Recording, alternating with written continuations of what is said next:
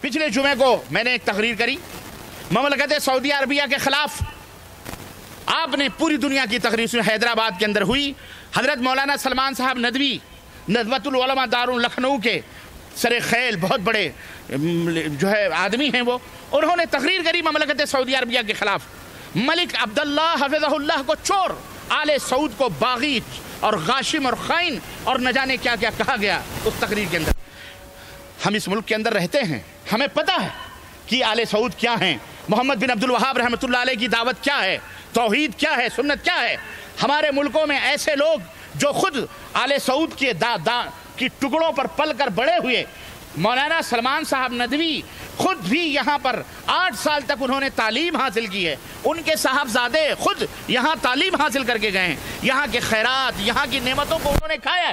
انہوں نے تقریر کی ہندوستان میں، اس ملک کے اندر جہاں چاروں طرف کفر اور شرک کے یلغار ہو رہے ہیں، بوچھاڑ ہو رہے ہیں. مولانا سلمان صاحب ندوی وہاں ملک عبداللہ حفظہ اللہ جو ان کے دادا کی عمر کے ہیں، 90 سال کی عمر ہے آج، خادم الحرمین شریفین کی. آپ خادم الحرمین شریفین کو چغت کہیں، اعوذ باللہ، یہ کلمہ آپ کو زیب دیتا ہے؟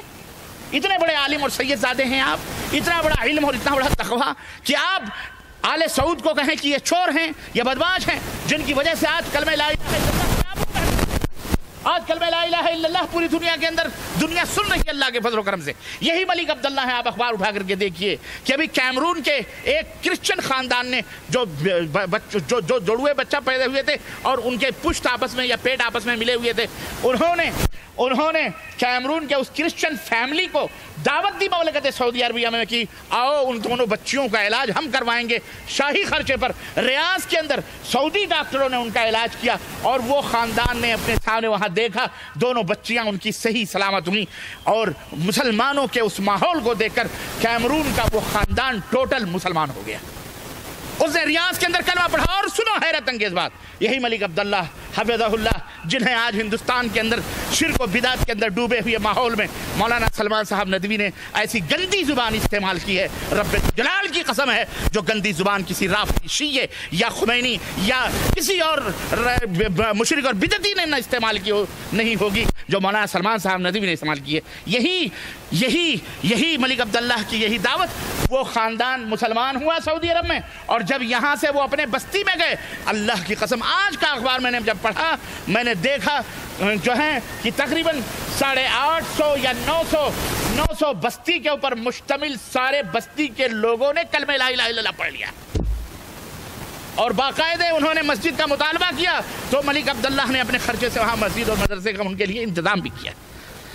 یہ ایک بات ایسے سعودی عرب میں صبح و شام انہی مکاتب جالیاتی ہی دعوت سینٹروں کی دولت اور یہی دعات اور مبلغین بیچارے، چاہے وہ ہندی زبان ہو، نیپالی زبان ہو، سندھی زبان ہو، پنجابی زبان ہو، چاہے وہ کیرلا زبان ہو، ملیالم ہو، اور کیا کہتے ہیں فلپائنی ہو، یا دنیا کی جو بھی زبانیں ہیں، الحمدللہ مراکز دعویٰ قائم ہیں، اسلامک سینٹرز قائم ہیں، اور الحمدللہ جوک در جوک روزانہ سینکڑوں لوگ اسلام کے اندر داخل ہوتے ہیں.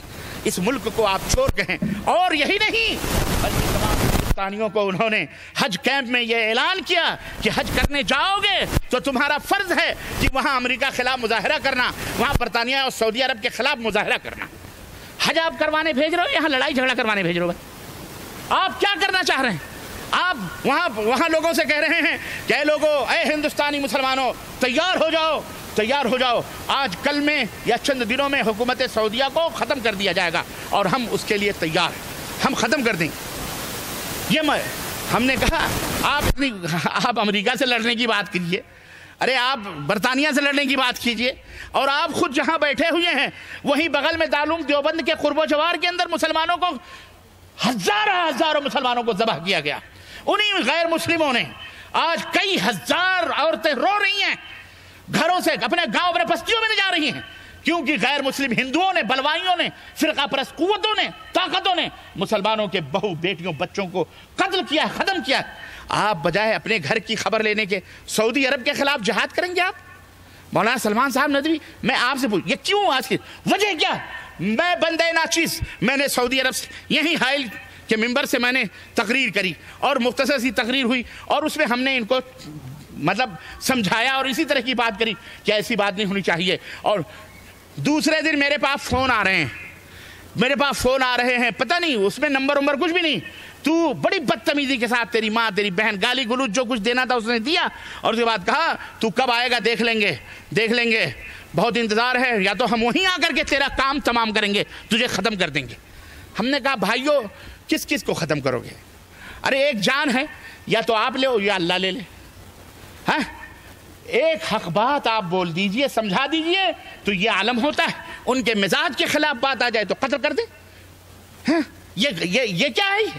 آپ گالی دیں، آپ بدتمیزی کریں، آپ کسی کی ماں بہن پورے آل سعود کو مجہول النسب قرار دیں اور اس کا جواب ملے تو آپ الٹا قتل کروائیں، یہ کیا ہے؟ تو میں یہ کہہ رہا ہوں یہ شرک باطل پرستوں کی سب سے بڑی کمزوری اور سب سے بڑی علامت یہ ہوتی ہے کہ جب حق کو صداقت کا جواب نہیں دے سکتے تو قتل کر دو، ختم کر دو، دبا دو اس کو، آواز کو مار دو، بم بلاس کر دو۔ یہی ان کا طریقہ ہے، یہی ان کا وتیرہ ہے۔ وہی سیدنا ابراہیم خلیل اللہ علیہ السلام کے باپ نے بھی کیا کہ تو اپنی حرکتوں سے باز آ جا ورنہ تجھے پتھروں سے مار مار کر کے ہلاک کر